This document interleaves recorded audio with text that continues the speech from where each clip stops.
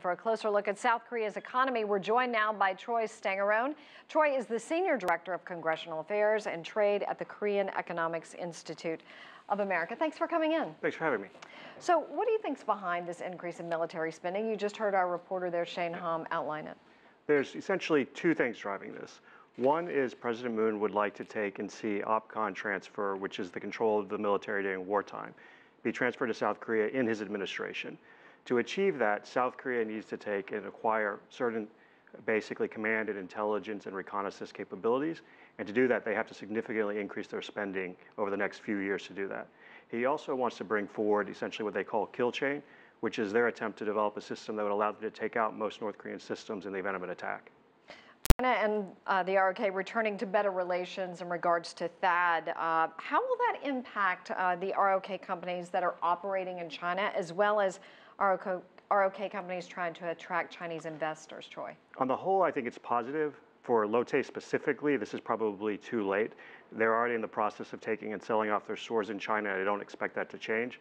But in terms of attracting eventually more Chinese tourists back to South Korea, and in terms of getting them to buy more products in China in terms of the autos and cosmetics, I think we'll see a shift there. I think the real key going forward, right now, South Korea is set to host the Olympics in February. Only about 3,000 tickets have been sold to Chinese. If we see significant uptick in that, I think that's a real sign that we're moving forward. You mentioned boycotting of the Chinese tourists there. The main problem really has been the economy, as the high level in the economy that has been the household debt, as you know. How are they going to offset this? They're trying to do a few different things. One, some of this has been driven by housing prices, so they're trying to take and basically cap the prices of houses in Seoul and some other urban areas.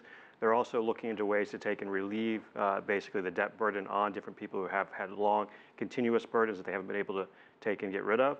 So they're trying a different series of measures. It's going to be very difficult, though. These are some of the things that also the Park Geun-hye administration had tried, and they hadn't been quite as successful as they'd like. Will increasing the minimum wage, what they're talking about, by 16% help with this? This will help the broader population. And one of the things, South Korea right now, if you look at the OECD, in terms of wages, it's actually 26th in terms of wages. So you've had this slow growth in wages in South Korea. And what this will do is it'll help try and bring South Korea back in line with other advanced economies. Well, as we know, President Trump headed there next week. What do you expect for his visit? Well, we're going to see something that even President Obama didn't see. They're going to take and hold a state visit for him, so the full pageantry will be on display. I would expect when he's there that he'll go visit the troops in Pyeongtaek, which is a very important step given the situation with North Korea, and the base is essentially new at Camp Humphreys. We'll also expect to see a lot of talk about the course FTA and how to take and modernize it.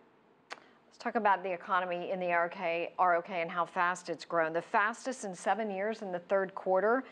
We know the exporting of these memory chip sales has a lot to do with it. That's evidence of it. But what else is behind this, Troy? They've also seen an uptick in exports of chips and also steel. So you've seen a combination there, but the memory chips have actually really been the key behind this. And this is something that Samsung and LG expect to go into the future, and Hynix as well. But I think they need to really take a look to diversify beyond that in the long run, because this is something that probably won't last more than another year or two. Do you think the ROK is doing pretty well considering the circumstances, the tensions in this area, and also the aging workforce? Well, in terms of tensions, this is something that I think has actually been calculated into most people's estimates over many decades now. It has become more tense recently, but even if you look back to, for example, the fourth nuclear test, you had one of the stronger drops in the stock market at the time. But if you actually look in the details, a lot of that had to do with situations related to Samsung, and it wasn't the nuclear test. So the economy is fairly independent of North Korea. The bigger issue going forward is going to be this issue with the decline in the workforce as the population ages, the shift into new industries that South Korea will need to do as industries become less competitive with China as it moves up the production ladder. So these are the kinds of challenges South Korea is going to face more in the future. Troy Stangarone, thank you so much. Great to see you. You too. Thanks.